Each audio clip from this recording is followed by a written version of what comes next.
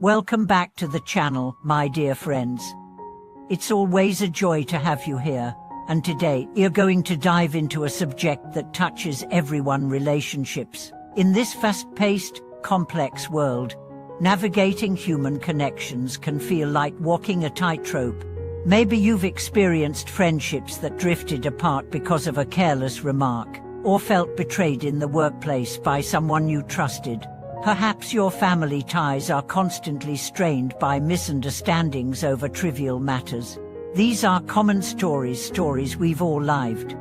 But what if I told you that there is a way to navigate human relationships that not only brings peace to others, but also deep clarity and strength to yourself? And it lies in 3 deceptively simple actions. See the strengths in others, help them through their difficulties, and remember the good they have done. These principles may sound soft, but they form a powerful framework for becoming a true master of human connection. Let's begin by unpacking the first principle: seeing strengths. It's so easy to spot what's wrong with people. You know the feeling: someone makes one mistake, and suddenly that becomes all you see. Your friend forgets your birthday, and you question their loyalty. Your colleague misses a deadline, and you doubt their competence. Even those we love, our parents, partners, siblings, are not safe from our critical gaze. One comment that rubs us the wrong way, and we label them as insensitive, ungrateful, even toxic. Why do we do this? Because our brains are wired with a negativity bias. Evolution taught us to scan for danger. It kept our ancestors alive.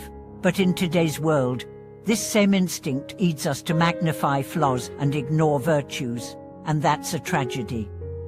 Because while faults scream, virtues often whisper. You have to train your ears and your heart to hear them. Imagine someone in your life who annoys you.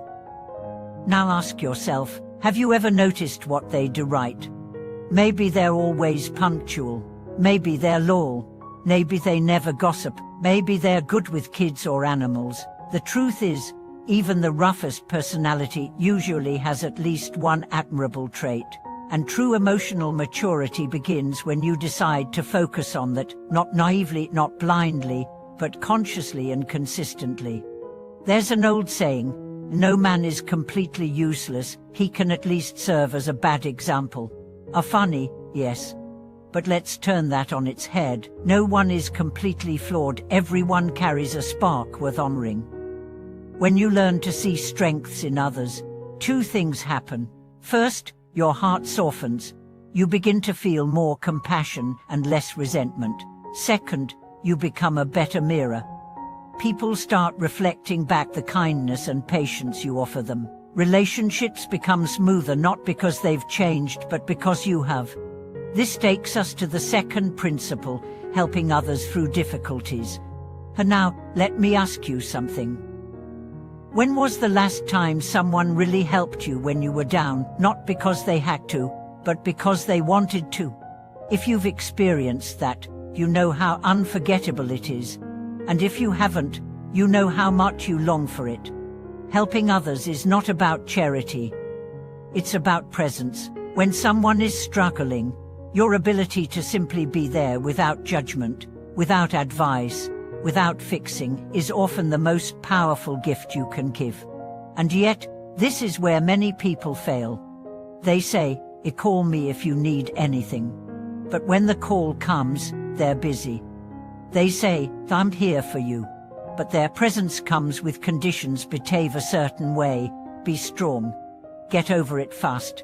That's not real support. That's convenience dressed as compassion. To truly help someone, you must meet them where they are, not where you wish they were. You must be willing to sit in the discomfort of their pain without needing to escape or sanitize it.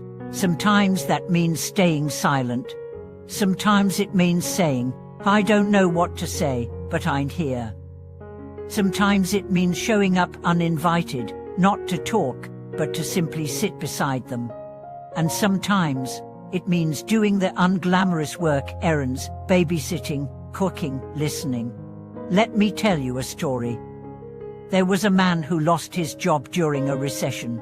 One by one, his friends vanished, scared he'd ask for money or drain their energy. But one friend didn't disappear. He didn't offer money or advice or solutions. He just called every day and said, "Want to grab coffee?" He paid some times. He listened more than he spoke. He never judged. Months later, when the man found work again, he said, "Of all the people in my life, you're the only one who made me feel like I wasn't a failure." You don't have to fix someone's life to help them. You just have to make sure they don't feel alone while trying. And now, the third principle, remembering the good. This might be the hardest one, because again, our minds love to remember pain. Someone hurts us once, and it becomes a lifelong scar, but someone helps us 10 times, and it fades into the background of what's expected. Why do we remember betrayal as so sharply, but kindness as so faintly? Because ego doesn't like being hurt. But maturity demands that we look past ego, that we choose to remember the full picture of someone, not just the chapter that made us angry. Think of a parent who disappointed you. Were they also the one who worked long hours to pay your tuition? Think of a friend who forgot your birthday.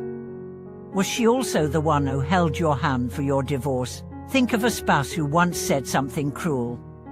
Was he also the one who stayed by your side when you were sick? To remember only the last bad thing someone did is a failure of wisdom. To remember the good not as denial, but as balance is grace. There's a line I love. Gratitude is memory of the heart. Let your heart remember more than your pride. Let it hold on to the times someone showed up, stood by you, sacrificed for you, even if imperfectly. Let those memories soften the edges of resentment. I once heard an old man say, "Every time I remember how much my wife nagged me, I get annoyed. But then I remember how she stayed with me through cancer, and I cry. So now, when she nags me, I say thank you." That's remembering the good. That's emotional intelligence. That's love. When you combine these 3 principles, seeing strengths, helping during hardships, and remembering the good, you become a rare kind of person. Someone people trust. Someone people want to keep in their lives. Someone who radiates emotional wealth. Let's take a moment to bring all of this home. In a world full of judgment, be someone who sees potential. In a world obsessed with success, be someone who offers presence during failure. In a world quick to forget, be someone who remembers the quiet acts of love. When you live this way, you don't just become a better friend, partner, sibling, or co-worker, you become a better self. You transform relationships not through manipulation or strategy, but through sincerity and strength. I'd like to end by sharing a personal story. There was a time in my life when I was struggling financially, emotionally, spiritually. I felt like I had nothing to offer.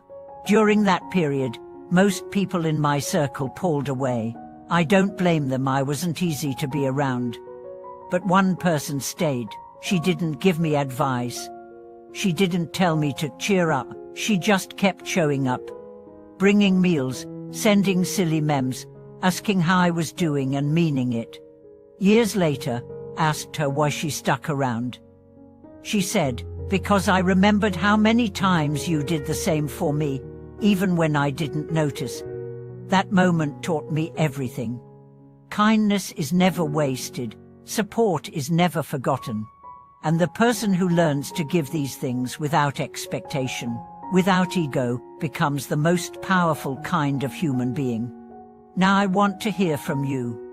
Have you ever been helped in a way that changed your life? Have you ever chosen to remember someone's good over their flaws and found peace because of it? Or are you struggling right now with relationships and need support? Share your stories in the comments below. I read every one, and this community does too. If this video moved you, please consider liking, subscribing, and sharing it. Your support allows me to keep creating meaningful content that touches lives. Thank you so much for watching this video. Until next time, keep seeing the best in people, keep offering your strength, and never forget the kindness you've received.